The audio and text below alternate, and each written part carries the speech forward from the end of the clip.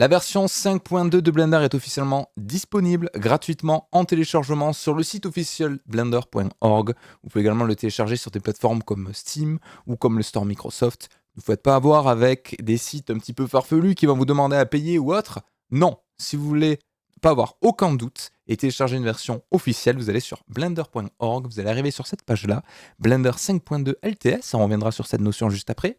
Je vais cliquer sur En savoir plus ou Learn More en anglais. Et on va arriver sur ça. Et ça me permet par exemple de cliquer sur Download Blender et automatiquement il va vous le télécharger. Donc aujourd'hui ce qu'on va faire c'est qu'on va passer en revue un petit peu les features principales, les nouveautés, les portes que ça ouvre pour la suite, parce que vous allez voir qu'il y a 2-3 fonctionnalités qui ne sont pas forcément finalisées, mais qui nous permettent de nous projeter un petit peu dans le futur et de se dire ok, dans 6 mois, 1 an, sur les prochaines versions, peut-être que grâce à cette fonctionnalité qui est sortie aujourd'hui et qui est peut-être pas finalisée à 100%, on pourra faire plus de choses. Donc il y a presque des changements philosophiques sur certains aspects sur lesquels je vais essayer d'insister aujourd'hui. Donc d'abord, vous voyez que c'est une version 5.2 LTS. Donc LTS, ça veut dire quoi? C'est Long Term Support. Ils le mettent juste ici. Ça veut dire que pendant 2 ans, vous avez un support garanti de la part de Blender. Donc c'est le moment, si vous lancez sur un projet un petit peu costaud, si vous travaillez dans un studio d'une petite équipe, vous voulez passer sur un pipe Blender, les versions LTS sont les versions à privilégier parce que vous êtes sûr qu'elles sont certifiées et stables pendant plusieurs années. Donc ça, c'est quand même intéressant. Donc les nouveautés, quelles sont-elles? Je vais scroller un tout petit peu. On arrive, donc, comme d'habitude, c'est découpé par section. La première, Geometry Node. Alors le Geometry Node, ça fait son apparition il y a pas mal de temps maintenant dans Blender. C'est un système procédural, nodal, qui essaie de se rapprocher un petit peu de ce que fait Houdini, pour ne citer que lui, parce que c'est vraiment le mastodonte dans ce secteur-là du nodal et du procédural. Donc, pas mal de nouveautés.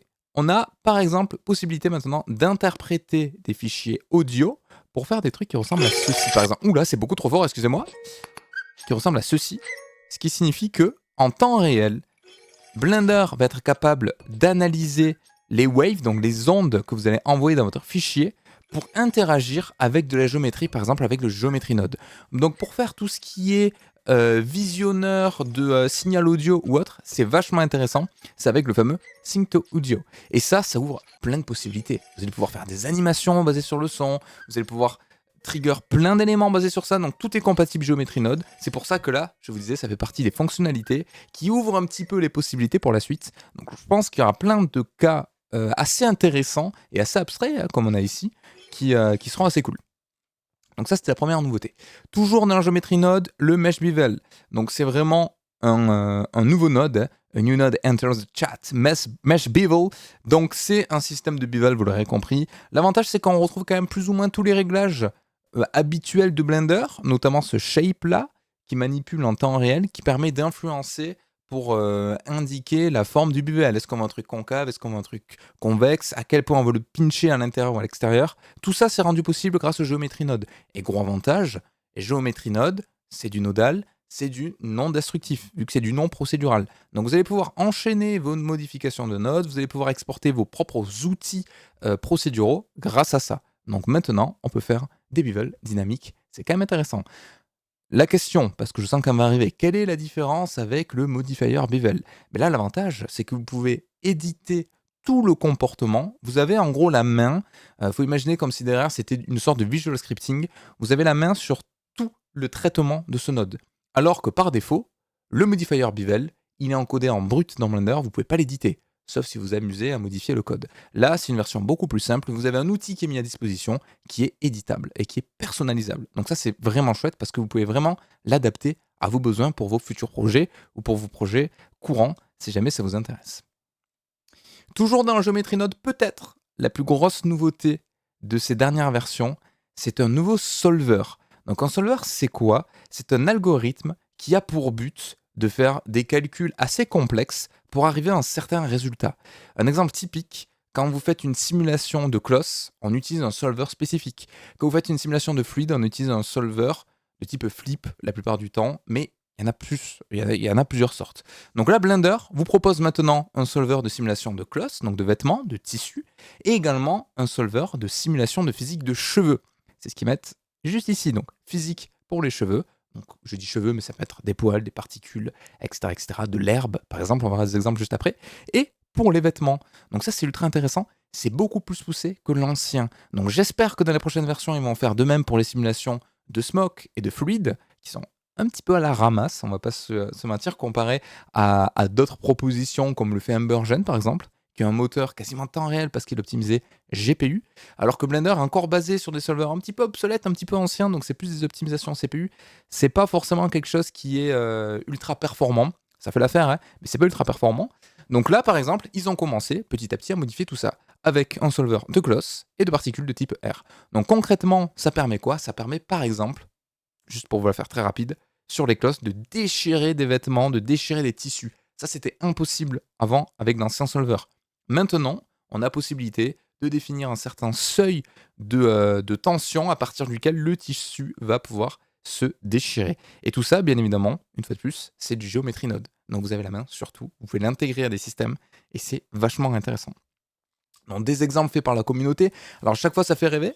Donc vous voyez par exemple, je vais baisser le son directement sur la table de mixage comme ça, on n'aura pas du popping comme tout à l'heure. Par exemple, pour simuler de l'herbe, c'est extrêmement intéressant. Ça avant, c'était un petit peu une tannée. Hein. On était obligé de passer soit par un système de close, soit par un système d'animation manuelle, soit par du rigid body, mais du coup on n'avait pas vraiment une simulation comme on peut l'avoir ici. Donc là c'est vachement intéressant, vous voyez que ça rend super bien.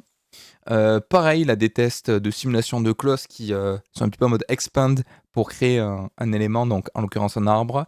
Un peu une feature détournée, contournée, c'est ça que j'adore sur la 3D, c'est que des fois on a une fonctionnalité qui permet de simuler du close par exemple, et quelqu'un a fait une bulle qui éclate, parce qu'en soi le comportement est relativement similaire. Donc là vous voyez, hop là, c'est vachement intéressant. Et je crois qu'après il montre la viewport, et vous voyez, en soi, une bulle, c'est comme si c'était un close qui avait vraiment une physique particulière. Donc ça marche franchement super bien. Je vous montre un petit peu tout le système nodal. Donc ça c'est cool. Un autre exemple, avec un effet vraiment stylisé en mode animé, avec une peau qui vient se déchirer. Ça, pour faire ça avant, on était obligé de passer par un modifier qui est très peu utilisé, qui permet de décimer, de détruire un petit peu la topologie, mais on n'avait pas trop la main sur la forme. Et ensuite de rajouter un force field, là c'est quand même beaucoup plus simple. Donc voilà, vous avez plein d'exemples en lien si jamais ça vous intéresse.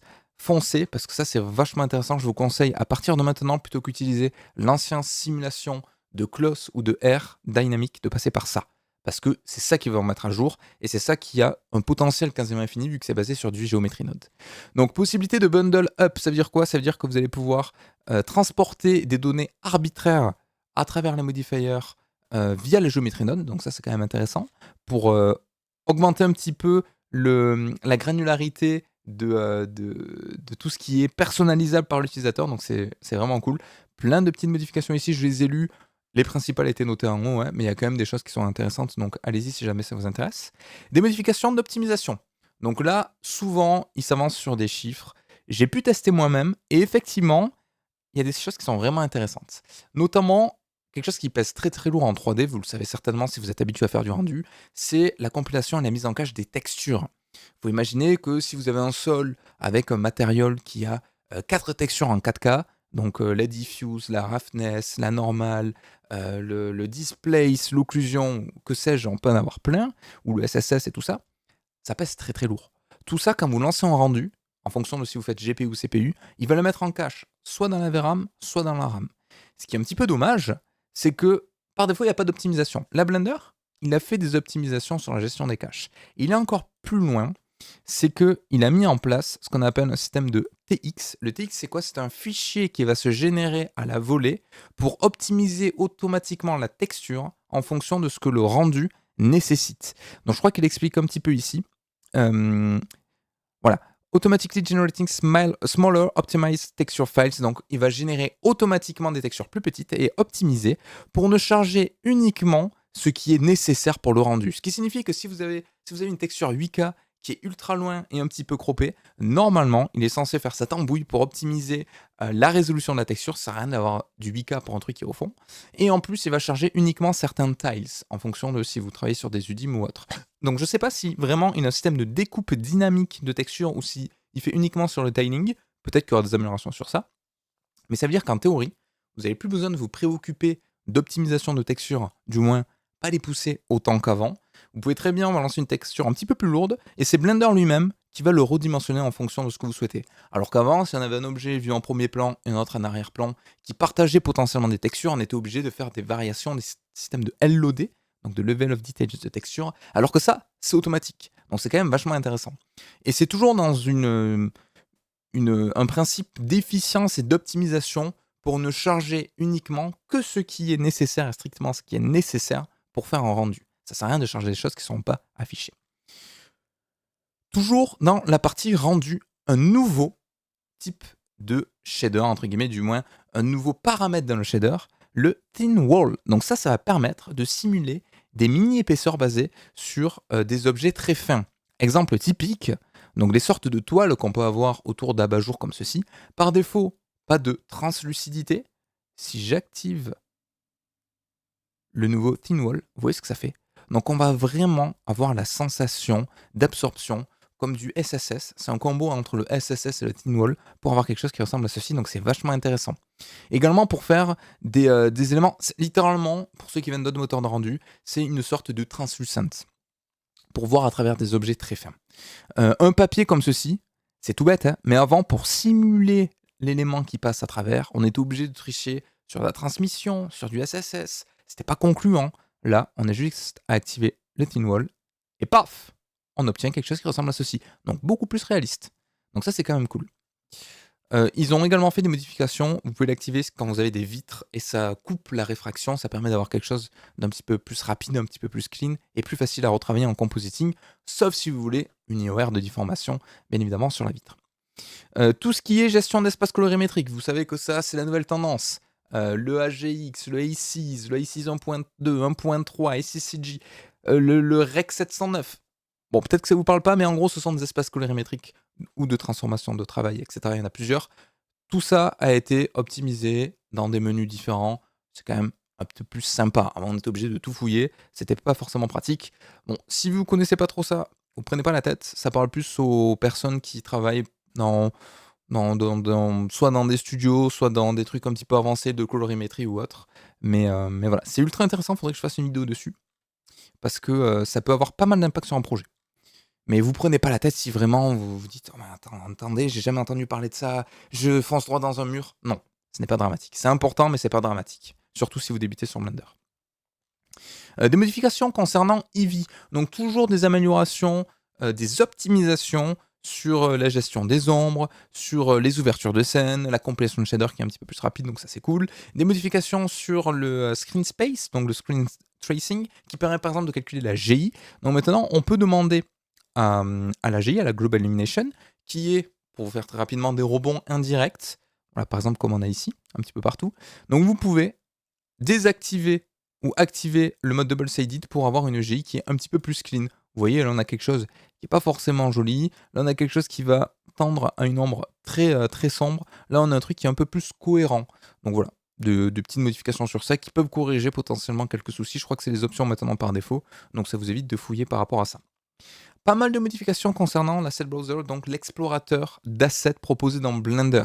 Beaucoup plus de choses qui maintenant seront disponibles par défaut dans Blender. C'est vrai que la librairie de Blender native était assez pauvre. Maintenant, vous allez pouvoir aller dans les options, activer la online, ce qu'ils appellent l'Online Library, et par défaut, Blender vous propose sur un serveur hébergé chez eux, donc vous n'avez pas besoin d'ouvrir un repository chez vous ou autre. Possibilité, on le verra juste après, mais par défaut, pas nécessaire. Et vous allez pouvoir télécharger par exemple des matériaux, donc un matériel de verre, un matériel de cuir, je crois qu'il y a même des mèches, donc vous voyez un matériel de Carpaint qui peut être assez intéressant, soit pour l'utiliser, soit pour regarder comment eux ils l'ont créé, soit pour le modifier. Donc c'est toujours ça qui est intéressant, c'est que c'est pas une boîte noire non éditable. Si vous téléchargez le matériel de clay, donc de terre cuite, et que vous dites ah il est pas mal mais moi j'aimerais bien rajouter un petit peu plus de SSS et je suis curieux de savoir comment ils ont géré là, ces micro-détails dessus. De 1, vous pouvez voir comment ils l'ont géré parce que vous avez la main sur tout. Et de 2, vous pouvez le modifier et même l'enregistrer après coup chez vous. Parce que par défaut, ces versions online, vous devez les télécharger pour qu'elles deviennent locales. Vous n'allez jamais taper directement sur un serveur. Vous prenez la ressource, vous la mettez chez vous. Comme ça, vous faites ce que vous souhaitez. Donc ça, c'est ultra intéressant et j'espère qu'ils vont pousser de plus en plus cette librairie parce que ça manque un petit peu. On l'a vu avec Vray qui a été rajouté il n'y a pas longtemps dans Blender. Vray vient avec une quantité d'assets ou de matériel, même de light, dans une librairie qui est assez importante et qui permet très facilement de tester des trucs dans un projet très rapidement. Donc ça, c'est ultra cool et ultra intéressant. Il faut qu'ils poussent ça, je trouve. Possibilité, make them yours également, de créer votre propre système de librairie, vous voyez, avec un remote asset library. Ce qui signifie que si vous hébergez un serveur, vous travaillez à plusieurs ou autre, vous pouvez définir un emplacement réseau à partir duquel les gens vont pouvoir récupérer des assets. Donc ça, c'est vachement intéressant. Faites attention, c'est ouvre quand même, je pense, je sais pas comment ils l'ont géré, mais des failles de sécurité. Si vous allez sur des forums un petit peu obscurs qui vous disent tapez cette URL-là dans Blender et vous allez avoir accès à plein de fichiers, méfiez-vous. Je vous conseille toujours de faire ça si vous travaillez avec des amis, si vous travaillez avec des gens professionnellement parlant. Faites attention à ce que vous téléchargez sur Internet. Parce que là, c'est littéralement une porte ouverte à un repository qui est chez n'importe qui. Donc attention, il n'y a pas de contrôle de Blender, je pense, sur ça. Voilà, c'est une petite parenthèse. C'est peut-être du bon sens pour certains, mais bon, on peut se dire, la vie est toute rose, quelqu'un veut me partager des assets, je rajoute son serveur, attention. Bon, plein de nouveautés sur les nodes, donc ça c'est cool. Plein de nouveautés également sur le compositing. Mais en fait, la nouveauté principale, ils l'ont pas montré ici. Donc je suis un petit peu déçu. Mais bon, on va quand même, je vais vous en parler. On a possibilité de rajouter du grain avec du drag and drop, pareil en bas, tac, il y a des presets de caméra, ça va parler aux puristes qui font de la photo ou de la vidéo, c'est vraiment cool. Possibilité de faire ce qu'on appelle du dithering, donc des sortes de pixelisation par couleur. Donc tout ça avec du drag and drop. Un paint filter qui est une amélioration du Kuwahara, qui est beaucoup plus poussé. Alors voir ce que ça donne en animation, mais c'est quand même assez cool, vous avez la main sur pas mal de choses dessus. Et tout ça, c'est du drag and drop. Le node, moi, que je trouve le plus intéressant, je sais plus à quoi il ressemble ici, je sais même pas s'ils l'ont mis, j'espère qu'ils l'ont mis, je pense que c'est lui. C'est un node qui permet de créer de l'atmosphère automatiquement basée sur la profondeur. Donc ça, c'est ultra cool. Avant, pour faire, on peut appeler ça du mist, du fog, ce que vous souhaitez, on devait soit le faire en 3D, avec du volumétrique, soit sortir une passe de Z ou de mist, et faire un petit peu des modifications d'overlay, d'absorption directement en compositing. Maintenant, c'est un seul node qui fait ça. Je ferai une vidéo dédiée parce que c'est ultra intéressant et ça fait gagner un temps monstre. C'est un seul node, donc vous pouvez facilement l'activer et le désactiver, ça coûte quasiment 0. Ils l'ont précisé, je sais plus où, en tout cas je l'avais vu dans le patch notes. Maintenant, tous les traitements compositing se font par défaut, nativement, en mode GPU. Avant, on était obligé, c'était un CPU, de switcher en GPU parce que certains n'étaient pas compatibles au tout début. Ça faisait quand même pas mal de temps que les nodes étaient compatibles GPU. C'était un petit peu dommage que ce soit pas le settings par défaut parce qu'il est beaucoup plus rapide, beaucoup plus optimisé. Maintenant, chose faite, c'est le GPU par défaut, donc votre carte graphique, qui est beaucoup plus performante pour ça. Des améliorations sur les gizmos, c'était également une tannée pour les déplacer, pour mettre des keyframes et tout ça à l'époque. Donc maintenant, tout ça avec un système de contrôle qui se rapproche un petit peu de ce qu'on peut avoir sur des splines dans la viewport, avec des clics. Donc ça, c'est super. Vous allez vous amuser pour ceux qui veulent faire de la roto ou des trucs comme ça sur des masques. Des modifications sur le Grease Pencil. Nouveauté sur le fil, beaucoup plus rapide, beaucoup plus amélioré, beaucoup plus performant. Ils ont changé l'algorithme. Donc ça, c'est quand même intéressant. Maintenant, si on a des zones dans des zones, avant ça buguait un petit peu, donc imaginez une sorte de donut, on va vraiment pouvoir colorer l'intérieur alors qu'avant ça débordait, ça comprenait pas trop. Possibilité de rajouter des interpolations sur les splines de manière aléatoire, vous voyez, rajouter de l'aléatoire sur le hue, saturation value, donc ça c'est quand même assez cool. Ça recoupe un petit peu ce qui était mis en haut. Améliorer un petit peu la librairie présente par défaut dans Blender avec des brushes. Donc il y aura les brushes natifs de Blender et il y aura les brushes que vous pouvez télécharger gratuitement qui ressemblent à ceci. Donc en un clic, vous pouvez télécharger le truc, par exemple le mode grasse, et vous allez pouvoir peindre automatiquement de l'herbe. Donc quelque chose qui ressemble à ceci. Donc ça c'est intéressant. Et ça ouvre également possibilité aux gens qui se partagent leurs nodes, donc ça c'est vraiment cool. Donc des modifications sur le Grease Pencil, sur la SVG, sur plein de choses. Possibilité de changer le mode de loop. Alors ça, c'est vrai que c'est quelque chose auquel j'avais pas forcément pensé, qui est pas, selon moi, révolutionnaire, mais c'est quand même vachement intéressant. Avant, par défaut, on avait ce comportement-là, qui s'appelle l'infinite. Donc si on a une timeline allant de 1 à 30, quand on arrive à la 30e frame, il repart à 1, hop là, de manière infinie. Le bounce permet de faire, comme vous le voyez visuellement, de faire un aller-retour, donc une sorte de rebond, donc ça c'est cool. Le restore frame, on a juste une seule lecture et on revient à la frame de base. Pareil sur celle-là, sauf que c'est à celle du début, plutôt qu'à celle qui était par défaut. Et là, le stop and end frame, il se lit une seule fois et il s'arrête à la dernière frame. Donc ça, c'est peut-être plus pour les animateurs qui aiment bien visionner le plan de différentes manières. C'est quand même vachement intéressant. Et des petites améliorations sur le rig et sur l'anime également. Plein de nouveaux add-ons. Donc le nombre est quand même assez fou. 1100, donc ça va quand même assez vite. Enfin, ils ont intégré le fameux Loop Tools qui était présent dans Blender, qui permet de transformer une sélection en cercle, de d'écraser une partie avec du flatten, de faire plein de petites choses. C'était un plugin à activer, qui était gratuit, donc il n'y a pas de problème. Maintenant, il est natif à Blender, tout le monde l'utilise, donc c'est vraiment cool. Tous ces petits trucs, je pense que je ferai des mini-vidéos dessus de genre 5 minutes pour vous montrer de manière pratique et concrète à quoi servent ces nouvelles fonctionnalités, plutôt que parler là oralement. Alors je trouve ça bien, pour vous montrer dans les grandes lignes, mais il faut pratiquer un petit peu et c'est bien d'avoir des exemples vraiment très pratiques. Concernant le sculpting, possibilité d'ajouter maintenant des primitives directement dans la viewport, donc cube, cône, cylindre, sphère, icosphère, en un seul clic, ultra pratique. Un nouveau mode de projection, donc ça c'est vachement intéressant. Ça va vous permettre par exemple de wrapper un tissu sur un élément. Donc imaginons vous avez des livres et dessus vous voulez mettre un drap, mais vous allez juste rajouter un plane et avec le brush vous allez pouvoir peindre et automatiquement il va venir se wrapper, donc se projeter, pour ceux qui sont allergiques à l'anglais, se projeter sur la surface. Un autre exemple, vous voyez, ça pourrait être sculpter du low def sur du high def. Donc là, vous voyez, on a bien une différence. Il met un élément sur l'autre. Et quand il va peindre, on va projeter l'élément de dessus avec celui de dessous. Donc ça, c'est vachement intéressant. Parce que ça va vous permettre, par exemple, vous avez un mur, vous voulez sculpter des planches en bois que vous avez déjà modélisées dans votre scène, par exemple sur un parquet, ben vous le mettez derrière, vous peignez, et par endroit, vous allez pouvoir ajuster les choses, le smoother après coup. Donc ça, c'est vraiment cool. Et même pour les vêtements, je pense qu'il va y avoir des cas pratiques assez intéressants. Le remesh qui casse plus certains attributs comme le vertex color, comme on avait ici, qui cassait en fonction de l'algorithme. Maintenant, c'est corrigé. Donc, il réinterprète un petit peu tout ça de manière beaucoup plus soft. Des modifications sur le Video Sequencer. Donc c'est quelque chose qui n'est pas forcément beaucoup utilisé mais qui est intéressant. Video Sequencer Editor, VSE, c'est un système de montage intégré à Blender pour faire très simple.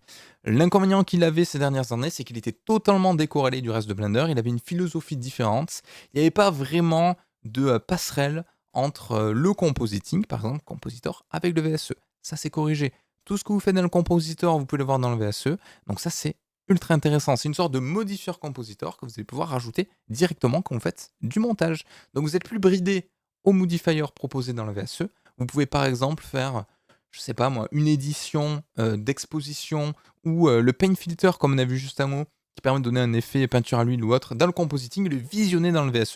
Donc ça c'est vraiment chouette. Des améliorations sur tout ce qui est gestion des textes. Donc ça peut être intéressant pour ceux qui font des sous-titres ou autres dans Blender.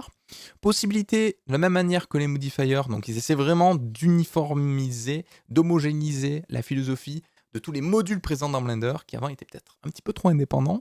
Donc possibilité d'activer ou désactiver viewport et rendu, des choses que vous faites dans le VSE.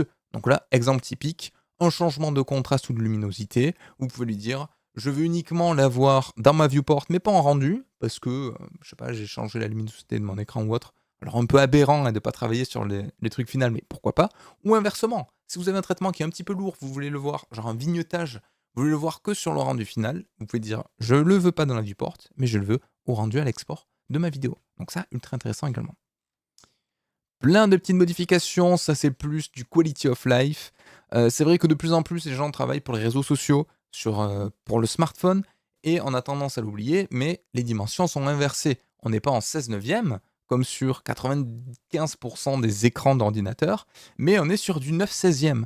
Donc ça permet en un seul clic de swap les dimensions et de passer par exemple de 1920-1080 à 1080 par 1920. Donc ça c'est intéressant. Avant on devait le faire à la main, petit clic, ça mange pas de pain, c'est assez intéressant.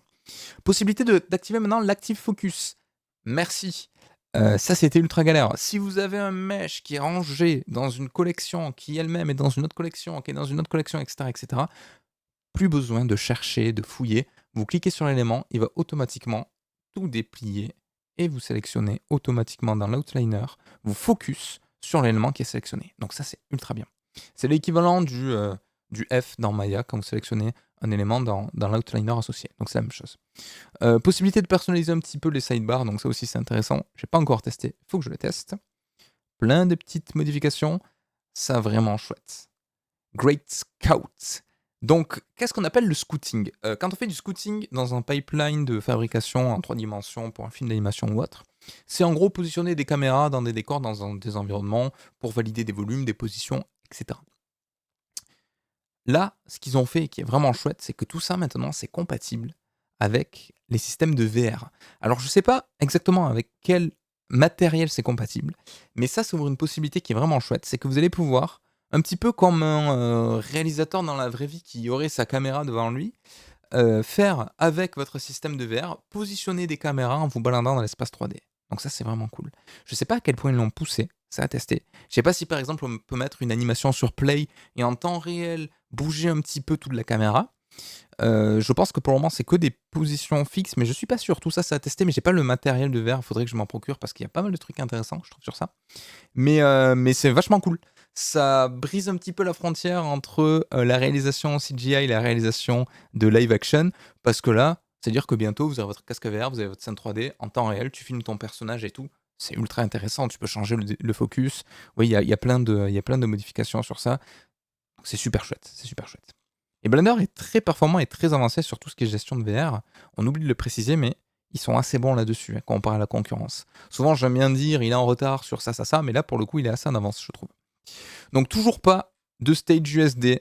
Je continuerai à dire que c'est une erreur, mais c'est mon avis. C'est, selon moi, une des plus grosses lacunes qui fait que l'intégrer dans un pipeline studio, c'est pour moi le gros point positif. Ça veut pas dire que c'est impossible, mais c'est le gros point négatif, pardon. Le gros point négatif, c'est qu'on n'a pas de stage USD. Alors, il y a des modifications sur USD, sur des compatibilités ou autres, mais on peut pas le stager, donc on peut pas le référencer, donc ça perd un petit peu tout son sens. C'est la fin de cette vidéo. J'espère que ça vous aura plu, que vous avez appris des choses, que ça vous a donné envie de vous mettre à Blender pour ceux qui ne l'avaient pas téléchargé, que ça vous a donné envie de franchir le cap, pour passer sur la 5.2 pour ceux qui avaient des versions un petit peu anciennes. Je reçois encore des messages de certaines personnes qui me disent ouais, j'ai essayé de suivre ta vidéo là, mais je suis en 4.0, j'ai pas ce panneau. Ouais. Là, la version 4 commence à être un petit peu trop vieille. Donc 5.2, là, vous prenez pas de risque, c'est du LTS, ils l'ont testé pendant longtemps et va être mis à jour continuellement. Et en plus, il y a des nouvelles features qui sont vraiment intéressantes. Donc si vous voulez mon avis, c'est assez safe de passer sur la 5.2. C'est toujours compliqué si vous avez un gros projet de changer de version. Par contre, si vous vous demandez quelle version utiliser pour lancer un projet demain, dans un mois, dans plusieurs semaines, cette version est faite pour vous. Donc n'hésitez pas.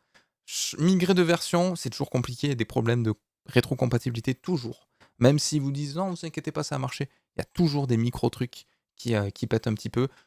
Donc pas conseillé, selon moi, de changer de version en pleine production ou en plein projet. Mais par contre, pour un nouveau projet, cette version est vraiment bien. Donc n'hésitez pas à me mettre en commentaire la feature qui vous intéressait le plus. C'est toujours intéressant de voir ce que vous en pensez. Si vous avez aimé la vidéo également, n'hésitez pas. Vous pouvez vous abonner de temps en temps. Donc à chaque fois qu'il y a une nouvelle version, je fais une review comme ça des patch notes. Il y a la formation avec des vidéos régulières qui arrivent, plus en format tuto. Donc l'abonnement est totalement gratuit et c'est le meilleur soutien. Et également merci à ceux qui soutiennent la chaîne sur Tipeee. Vos noms vont s'afficher juste après. Merci à tous et à la prochaine. Ciao tout le monde. À plus.